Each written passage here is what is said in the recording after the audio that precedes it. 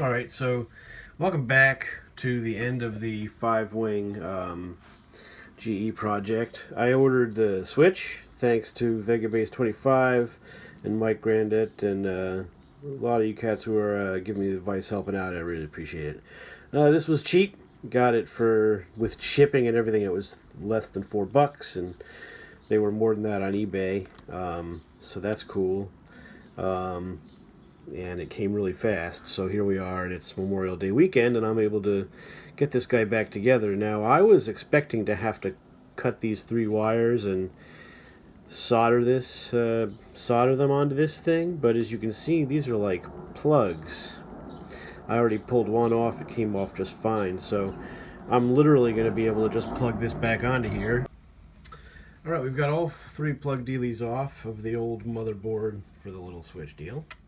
And we're just going to put this back together. So I'm not going to have to solder that together. As I was trying to say before, the 2 other things I have to do is I have to re-tin one side of the power cord where it goes into the switch for the power, and I have to re-splice the common that comes out of the motor into the cord for the return into the wall. So 2 other things to do electronically, get those done and get this together. And hopefully we've got good connections. We'll start putting this old Mama Jamma back together. So we'll see how it goes.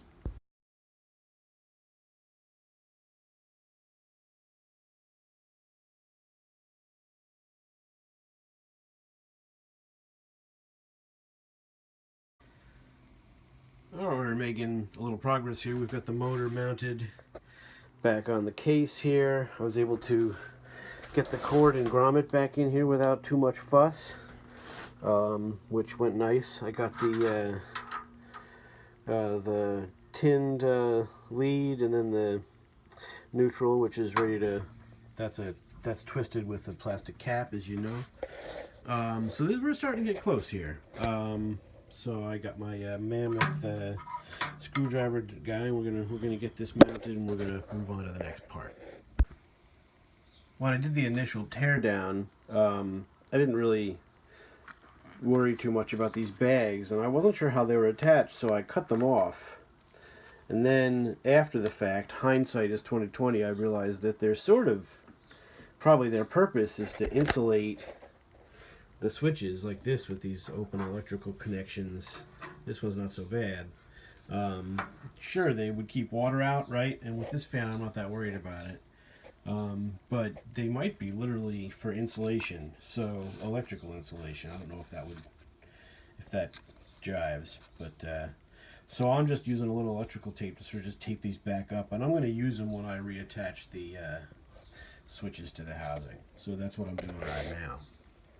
I'm not even sure this tape is going to hold, but we'll see. I can always make new bags for these things, you know, like I'd have a plastic bag or something. But again, right now I'm not going to worry about it. We're just going to tape them back up and see if we can get it all back together. So that's the plan. Alright, here we are. The switch that I ordered fits in the area, and the holes are lined up. But the little screws that came with the original switch didn't fit in the openings on the switch itself. One of the things, at an estate sale over the winter, I bought 2 of the plastic little drawer shelf deals full of all kinds of little screws and washers and nuts, and bought it for this kind of purpose. So I got lucky, and there were 2 sheet metal screws that were large enough to get through and grab into the switch.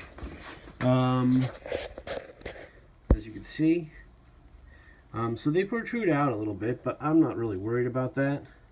If you think that's like really scary, really bad, let me know. I can always put some insulation. I can always go back and put shrink wrap over those connections.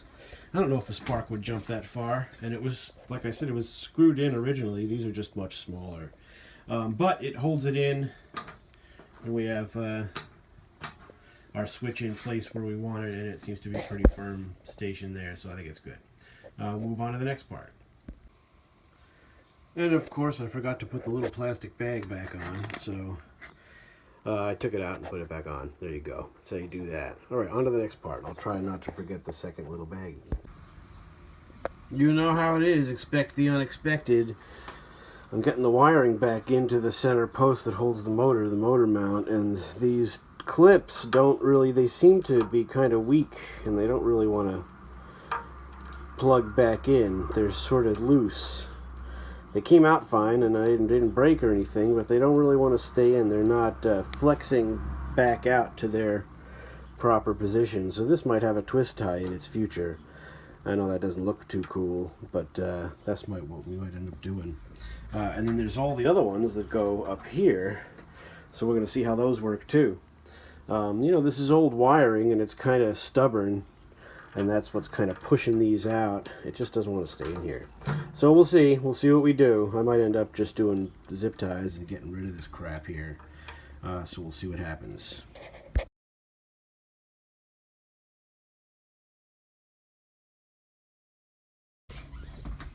Another interesting challenge. This bag, you know, I taped it back together, and that's the opening for where it's supposed to go. But every time I got this into here with the bag on, I couldn't get the little hole lined up for the screw that you see right there, or rather for this little bolt. So I just took it off. I'm not putting that back on. For now, I just, you know, too much trouble. It's just like crazy. So I just put it back in there like that. Should be fine. Not worried about it. On to the next part.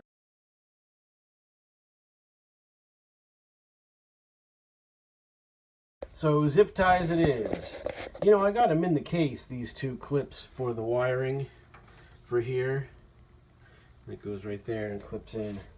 But this old plastic is just so brittle, and this is what I've been coming up against over and over again with this fan, is the plastic mix. So, just going to do zip ties. Let's just get the damn thing together. So, here we go. As you can see here from the front, we've got her in. The wiring behind the clips. I might not have gotten all this wiring in the way it was originally. You can see the loops in the wiring where it was all bent around are pretty rigid because the plastic is pretty old. But what we're going to do right now is we're going to run it and see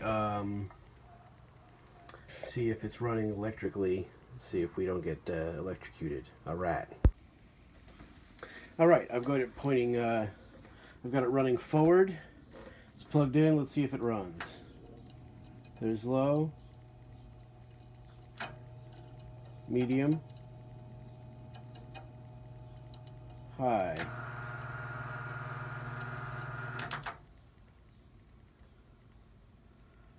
All right, now let's see if it goes in the other direction.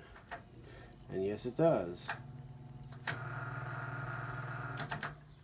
And there you go. So we appear to be running. You can hear the washers in there a little bit. But I think that's smooth, so I like that. We're going to... there you go. So it's spinning nice and free. No issues. So we're going to... I don't know what the hell. Let's just throw the blades on and see what happens. Here are the 4 washers, well, 3 washers and C-clip that came off the front with the blades. Once the blades are on, this goes on first, and then this little wobbly washer that is like a shock absorber goes on, and then this, and then the C-clip. So that's the plan of action. Another trick that I heard through watching a whole bunch of videos, no, this was on a fan forum thing I think I looked at. That if you have wobbly blades on these, which this was, once you get everything on and all the C-clip and everything is on there, pull the blades forward away from the motor just to take out any play. And from what a couple of people said, that really evened the blades out. So that's what we're going to try to do. I originally had this whole grandiose plan about heating up the blade hub and trying to bend it out of warpedness, but I think the warped part is this rubber fitting. If you watch it, you can see it. See that? If you watch carefully, that thing is what's wobbly, not the blades. So we'll try both. We'll try pushing them back as far as we can get. We'll try pulling them forward and see how they handle. We can get them to sit where we like them so that they're not wobbling. Because if you remember from the original video, this fan shook quite a bit. So we're hoping that that evens out once we put everything back together, and we'll see.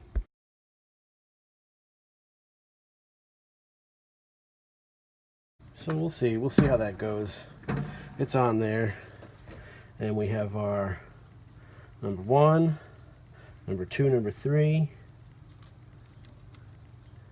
and then number 4. But the number 4, we have to get all the way back to there where the C-clip needs to go. So let's see if this is actually going to work. I don't know if we're far back enough.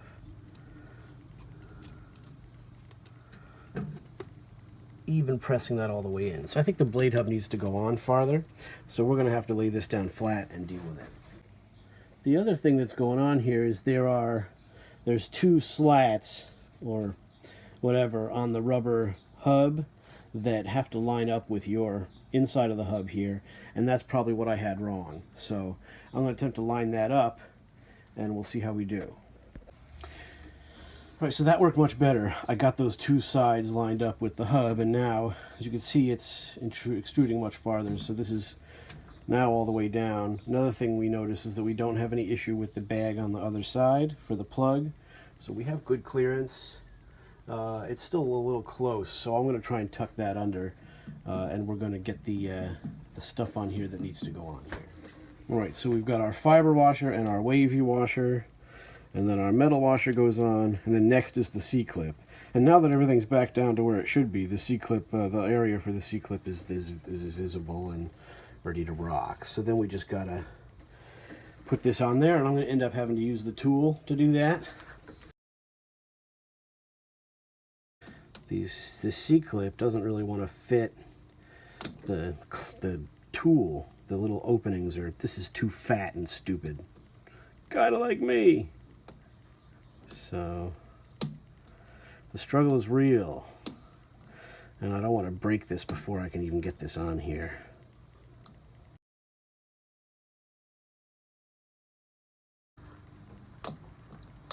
And there we go. I kind of bent it. That's kind of ruined. Let's see if I can bend it back. Come on, buddy. Go ahead on there. Ugh, yeah, totally not working. Well, let me see if I can pinch it while it's on there. Sure I can.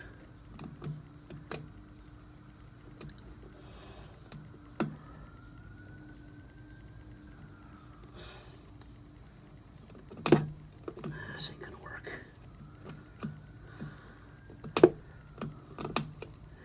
Yikes.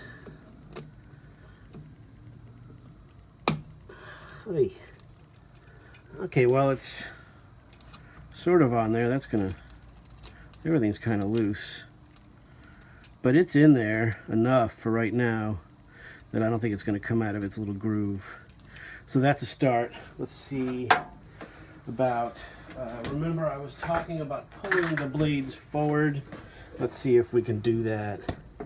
And there you go. Now the blades are a little more forward. You're not gonna have the rattling.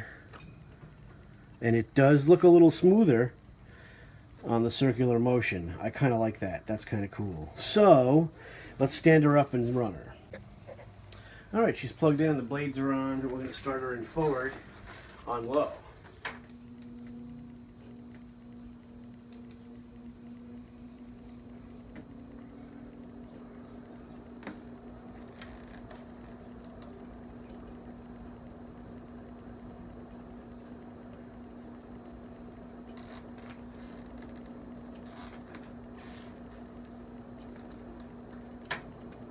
Medium.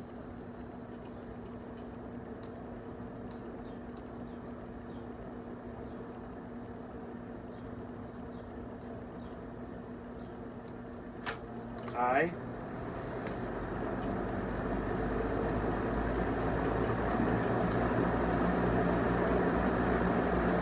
So there's high. Still wobbles a little bit. And here we go to off.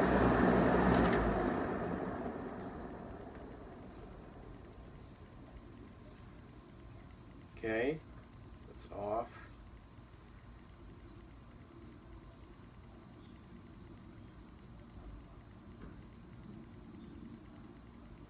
So now we'll flip it to the other direction. Reverse. And here's low. In reverse.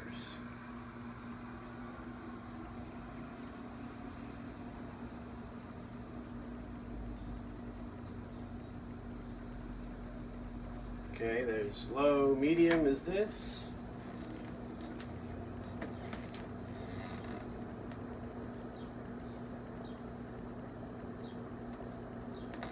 And high.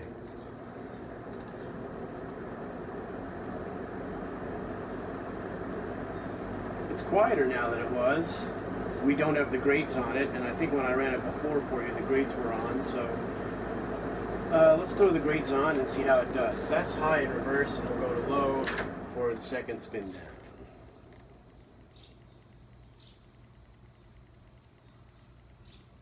So it's okay. I mean, the whole blade hub is off balance. It doesn't run as fast as I would expect it to run, but I was watching some videos, comparison of this, the later smaller model and the earlier bigger model, and these do run slower from what the guy was saying, and that's common for it, so I guess we're not worried about it. So let's, yeah, I mean, it looks pretty good. So, I mean, forward, reverse. This is the forward. Yeah, I mean, I don't know. I'll have to go back to the tape and see if it really runs any different. I'm not sure.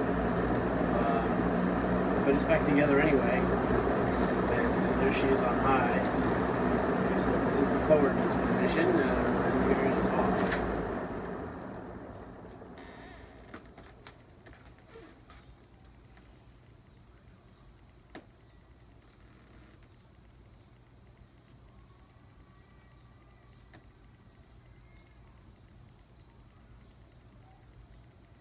So there you go. We'll throw the grates on. I might actually clean the grates. It's the one thing I didn't get to clean yet.